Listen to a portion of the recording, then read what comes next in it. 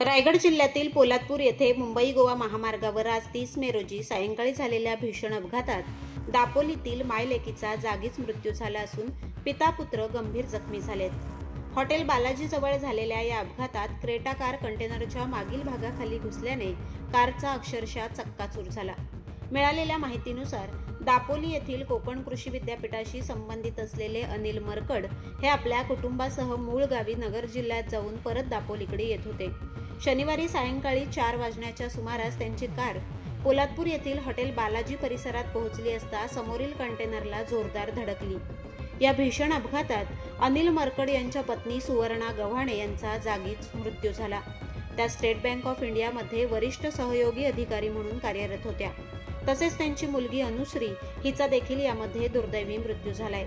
घटनेवेळी बचाव पथकांनी मोठ्या प्रयत्नानंतर कारमध्ये अडकलेल्यांना बाहेर काढले, तर गंभीर जखमी झालेल्या अनिल मरकड तसेच त्यांचा मुलगा चिन्मय यांना तातडीने रुग्णालयात दाखल करण्यात आले असून त्यांच्यावर उपचार सुरू आहेत. मरकड कुटुंब दापोली तालुक्यातील जालगाव येथील मंगलभूमी अपार्टमेंटमध्ये वास्तव्यास आहे. या दुर्दैवी घटनेची बातमी समजताच जालगाव परिसरात शोककळा पसरली असून सर्वत्र हळहळ व्यक्त केली जाते. मुंबई गोवा महामार्गावरील वाढत्या अपघातांच्या पार्श्वभूमीवर या दुर्घटनेने पुन्हा एकदा महामार्ग सुरक्षेचा प्रश्न ऐरणीवर आणलाय. तर या अपघाताप्रकरणी पोलादपूर पोलीस पुढील तपास करत आहेत.